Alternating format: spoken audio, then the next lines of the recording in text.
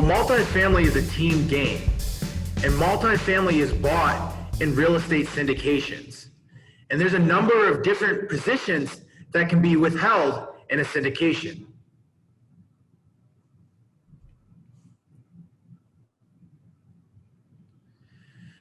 So you can see in this slide here, you have your GP team, right?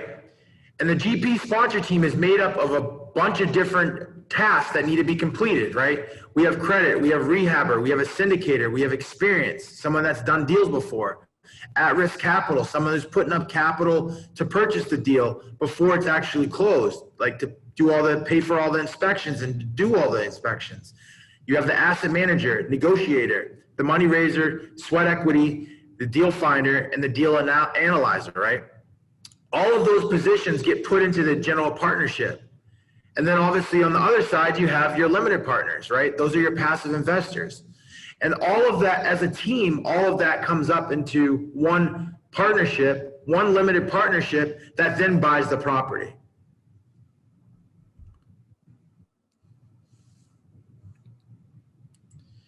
So the general partners, that's what we're going to focus on right now.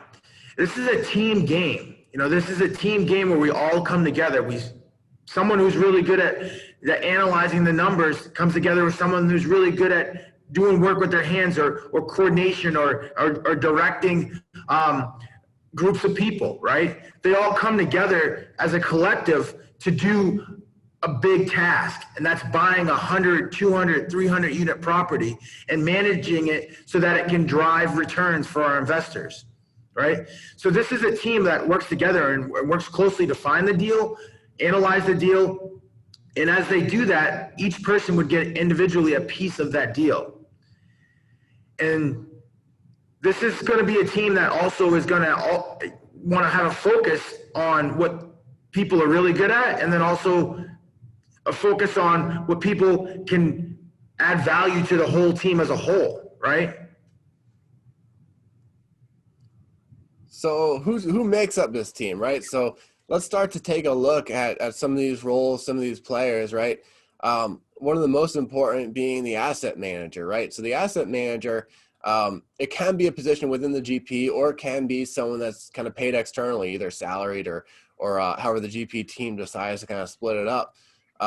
This position manages the property managers, coordinates activities within the property, and also acts as kind of, you know, general oversight and steering for the property. They're heavily involved in the strategic planning for the property.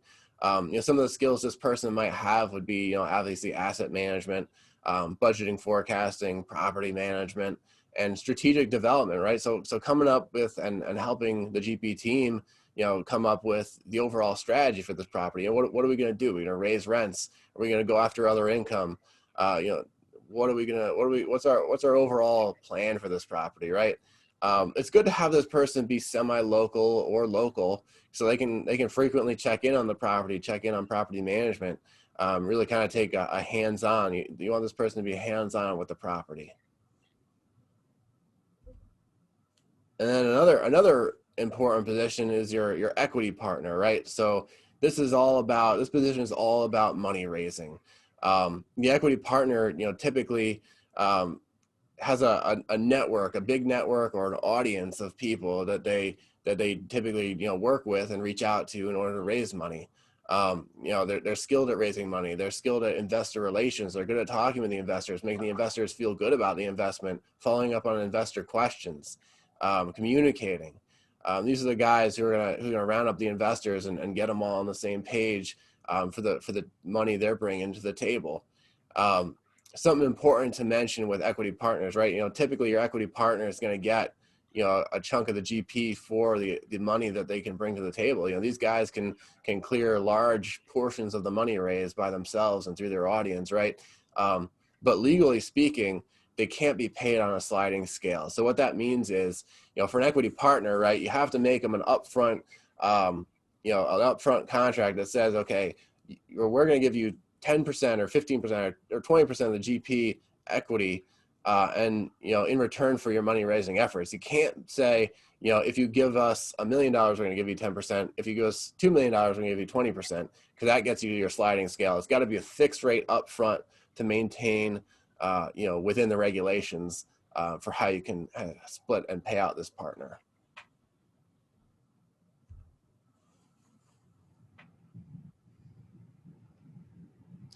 Then we have our key sponsor. This could either be AKA like a key principal or a loan guarantor.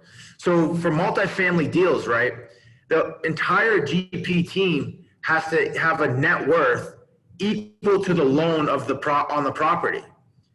And in addition to that, you also need to have 10% of the loan as liquid cash, or it could be held in an investment or an asset that could be transferred to cash very quickly, like stocks or bonds, right?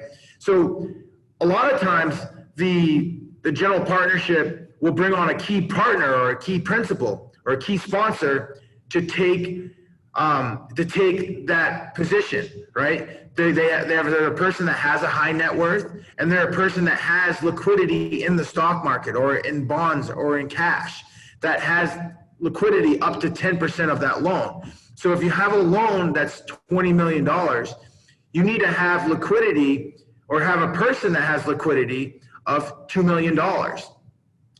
They can either have that money in cash, stocks, or bonds. And that would be either the key principal or a loan guarantor, right? This person, like I was saying before, he has high net worth or they have assets that can be transferred to liquidity extremely quickly, right?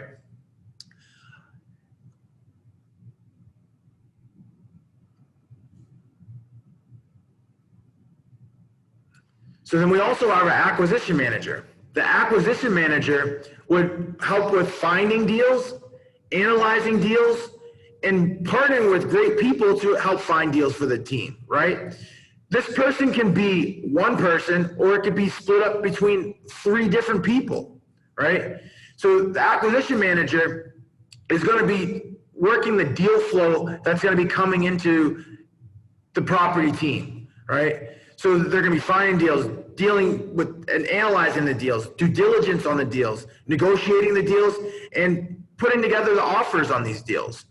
And this is going to be ideally a person who is really good with analytical numbers, right? They're going to be an analytical person. They're going to love Excel. That's why I partnered with Brian. Brian loves Excel. Brian loves to analyze deals.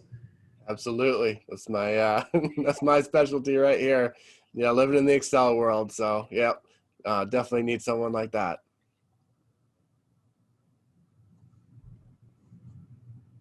And that brings us to Oliver's specialty, the rehabber. Yeah, so in construction and in real estate, for it to be increased in value needs to have value added to it. And how do you add value to real estate? You add value to real estate through construction. And as you add value to real estate through construction, you need someone who can drive that, right? You're going to have to coordinate with subcontractors. You're going to have to coordinate with material suppliers. You're going to have to coordinate with the vendors, right?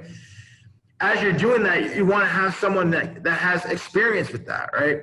And as they're rolling out the construction project at the property, you're now able to get tenants into nicer property. And as they're going into those nicer apartments, they're paying more in rent, adding value to the property, right? And as they pay more in rent, now there's more income that's generating at the property, which then allows you to pay more returns to your passive investors and for the general partners to split.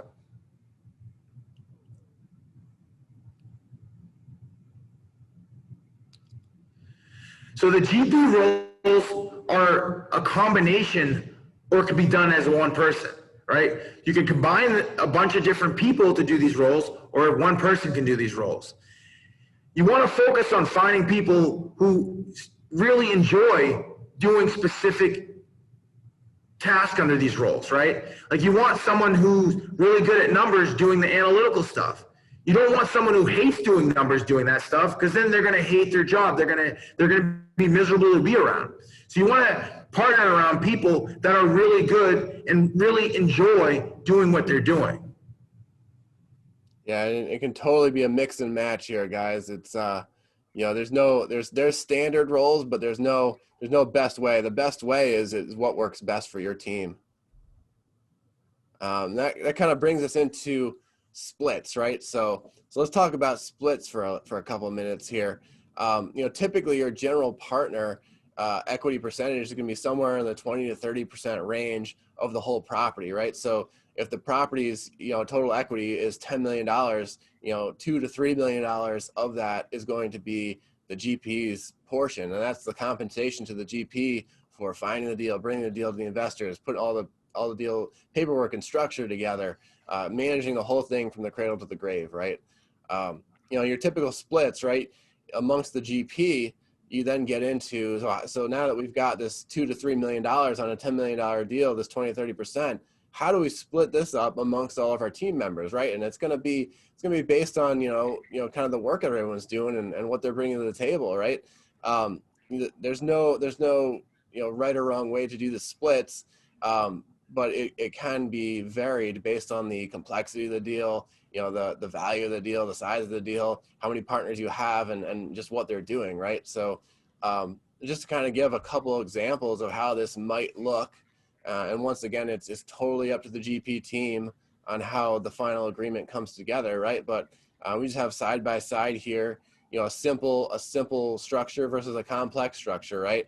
In this simple structure, maybe there's just two partners for this deal, and they're splitting all the tasks right down the middle, right? So on a 30% equity split, right, you've got 30% of the total pie to go between these two partners, and they each get 50% of the pot or 15% of the total property equity each, right? Now let's just say for this example, partner number one is acting as the equity partner, the key sponsor, and the deal underwriter, right? So they're doing money raising, investor relations. They've got the wealth and liquidity requirements locked down, and they're good with Excel, right? They're good with doing the deal analysis, the underwriting, all the various tasks, right? So that they're kind of handling a good weighting of the tasks, and as a result, they've got about 50% of the overall GP pie allocated to them, right? On the flip side, you've got someone who's good with asset management, rehabbing, and deal finding, right? They've got the other half. And they're going to be looking at the property management oversight, the construction, the turnaround management, the deal finding pipeline, and anything else that comes up, right? So, and this is a fairly simple structure. They're just kind of splitting the pie down the middle. Now it can get more complex, right? If you've got the more people you add, and kind of the more you spread out the tasks, right, it becomes a different animal to allocate out, right? So in this example, you've got a key sponsor who's getting 15% of the equity, 4.5% of the total property equity, right? So if you add up these total equity percentages, you're going to get to 30%. If you add up, these first percentages, you're going to get to 100%. So you can kind of see how the GP equity pie is split out.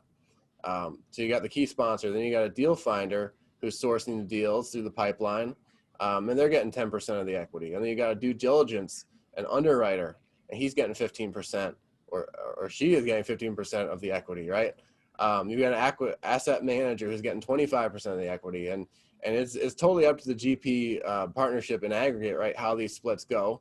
You've got a rehabber who's getting 15%. You've got an equity partner who is getting 20%. But the more partners you add, right, the thinner the slices get, and you've got to compensate everyone. So these are just kind of two examples, right? But you can see how as you add people and as the complexity and size of the deal gets bigger, you end up splitting it out amongst more partners.